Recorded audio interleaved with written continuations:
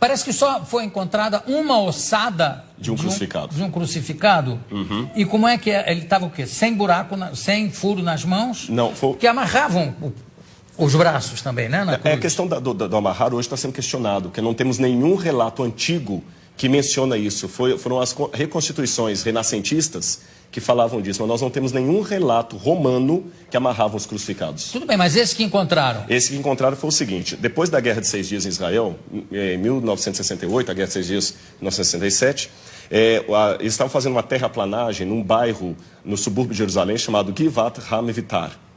E os tratores bateram em ossários, ou caixões de pedra. Sim. E nos ossários, geralmente, você tem os ossos da pessoa e o nome escrito lá de fora em alguns deles. E estava o nome Yohanan ben Hagakol. Ah, sim. Aliás, essa descoberta já... Não, a descoberta já tem algum tempo. Tem. Foi na década de 60, né? 68.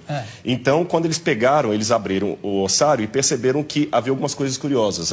O fêmur estava quebrado e no calcanhar havia um cravo romano fixado ali. Foi o único que encontraram.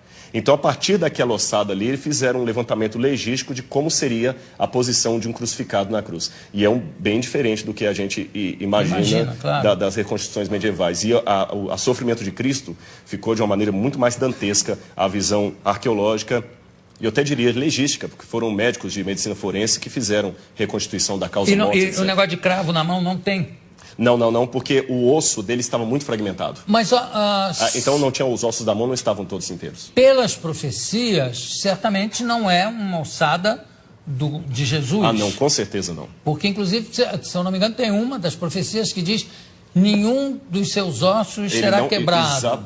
E não conhecerá a corrupção. E nós temos evidências. Eu sei que muitos historiadores hoje negam a ressurreição de Jesus, pensam que é uma teologia, mas eu digo, com base histórica, a ressurreição de Jesus aconteceu e nós temos muitos elementos históricos para afirmar isso, a despeito do questionamento de muitos historiadores. Mas sobre a ressurreição? Sobre a ressurreição.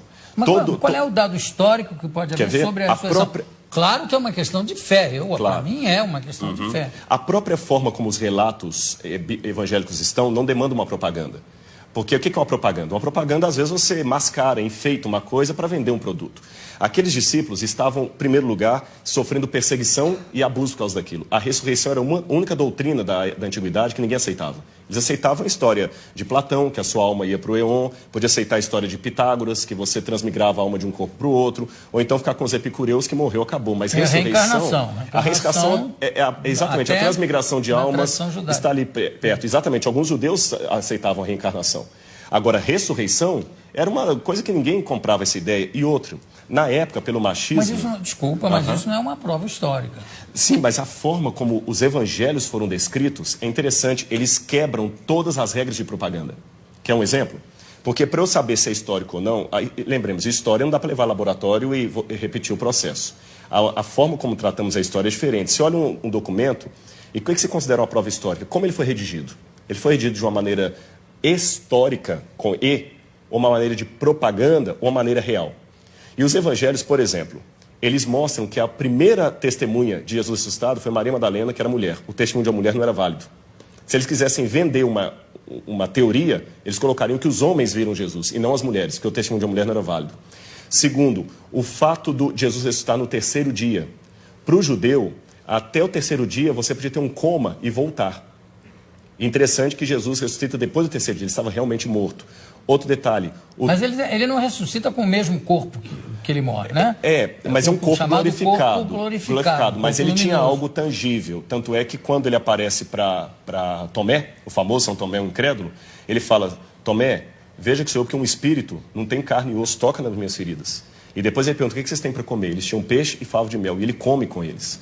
Então é um corpo glorificado, é uma questão de fé, é claro, mas tem uma continuidade com um corpo humano. Não, tudo bem, mas tudo isso, desculpa, eu sou uma pessoa de fé, né? Entendi, claro, estou aqui fazendo um pouco o advogado dele, que é o seguinte, tudo isso foi muito mexido, remexido na Idade Média, no primeiro imperador católico, Constantino. né? Constantino, inclusive as datas de carnaval, disso tudo para conjuminar, para juntar com as datas de feriados. Exatamente, pagãos.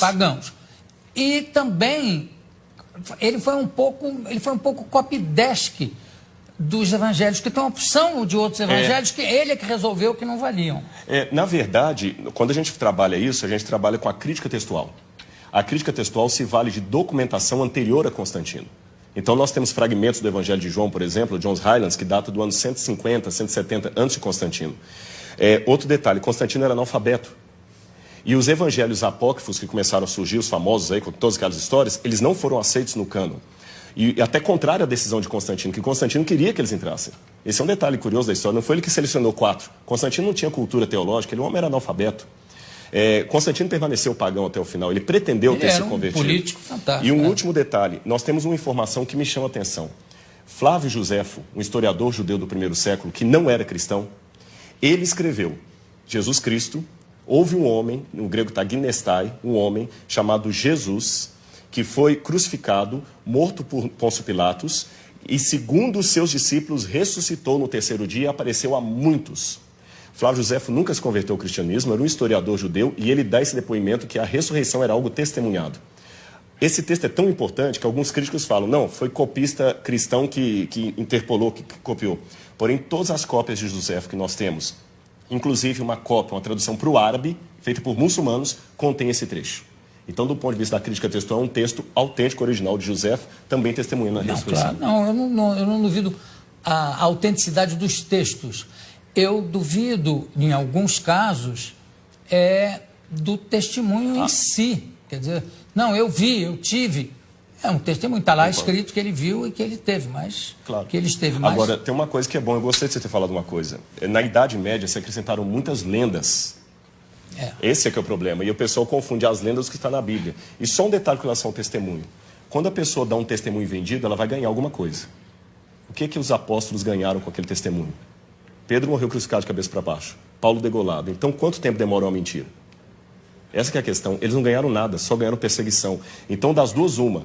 Ou aquele pessoa era muito doido, ou ficaram tão extasiados com aquilo que preferiram morrer a negar o depoimento que eles estavam. Se fosse uma mentira, eles tinham pulado fora. Ninguém ia ficar com Cristo até o final. O único que traiu foi Judas. Os outros ficaram, e até hoje a história está aí, e nem a modernidade conseguiu matar essa brilhante história da ressurreição de Jesus.